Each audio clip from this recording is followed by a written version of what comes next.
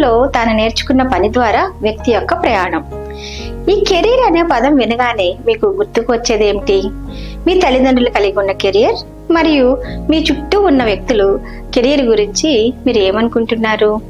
ఈ అంశాలు వివరించడం ప్రారంభించే ముందు ఒక్క నిమిషం సమయం తీసుకొని దీని గురించి ఆలోచించండి. ఇంతకు కెరీర్ అంటే ఏమిటి? కెరీర్ అనే పదానికి వృత్తి అని అర్థం. ఒక వ్యక్తి తాను రోజు చేసే పని అని కూడా అర్థం. వ్యక్తి తన మనుగడను కొనసాగించడానికి, అవసరాలను తీర్చుకోవడానికి ఒక పనిని వృత్తిగా చేస్తాడు. మనుగడ అంటే భౌతిక వనరులు, డబ్బు, ఇల్లు, ఆహారం, ధరించడానికి బట్టలు, ఇవన్నీ మనిషి మనుగడకు అవసరం. దీనికోసం మనం ఎక్కడికి వెళ్తాం? పని చేయడానికి వెళ్తాం, ప్రజలను కలుస్తాం, వారితో కలిసి పనిచేస్తాం. దీనివల్ల మనకు సామాజిక సంబంధాలు ఏర్పడతాయి, తద్వారా సామాజిక అవసరాలు నెరవేరుతాయి.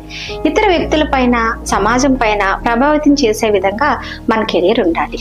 ప్రస్తుతం కొంతమంది వ్యక్తులు కెరీర్ అంటే ప్రత్యేక శిక్షణ మరియు అధికారిక విద్య కలిగి ఉన్న పనిని అంశాలుగా మాట్లాడుతున్నారు.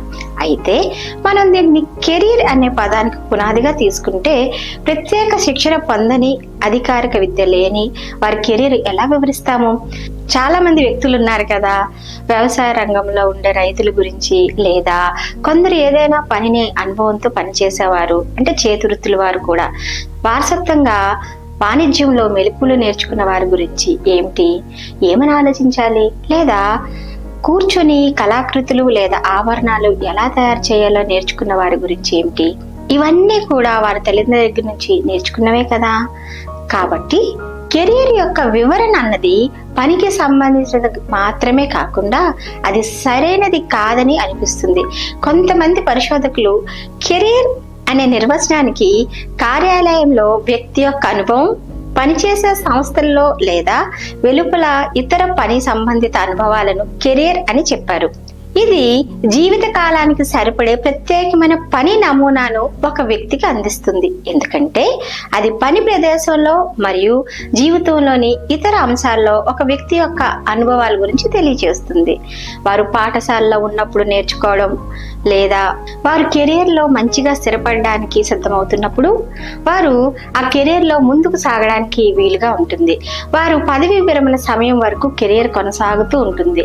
కెరీర్ అంటే వ్యక్తిగత జీవితంలో విద్య మరియు ఉద్యోగ అవకాశాలు ఉపయోగించుకొని ఒక వ్యక్తి చేసే ప్రయాణం.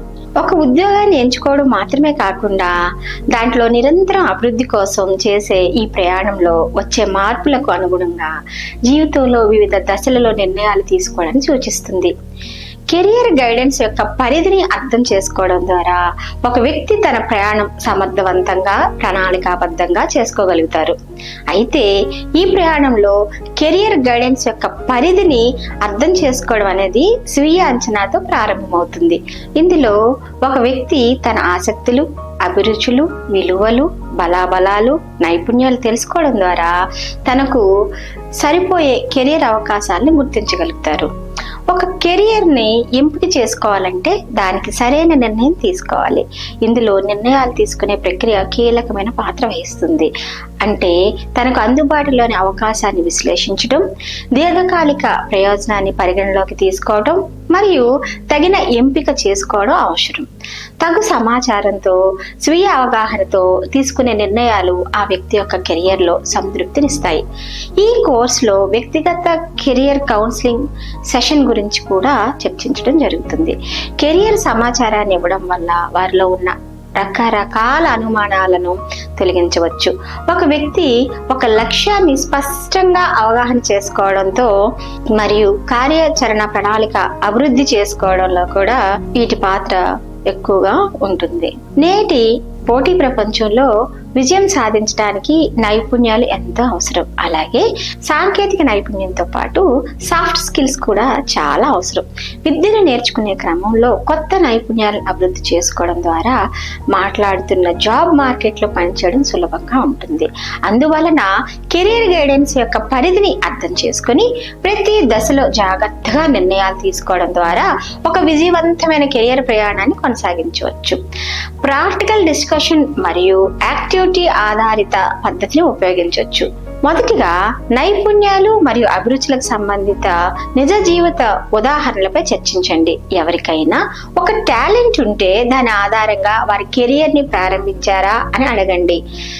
ఉదాహరణకి మంచిగా మాట్లాడే ప్రతిభ ఉన్నవారు న్యూస్ యాంకర్ అవడం, లేదా సృజనాత్మక ఉన్నవారు ఎడిటర్ అవడం లాంటివి మాట. వ్యక్తిగత నైపుణ్యాలు మరియు ప్రతిభను గుర్తించండి. విద్యార్థులను వారి నైపుణ్యాలను అభిరుచులను గుర్తించే విధంగా ప్రోత్సహించండి.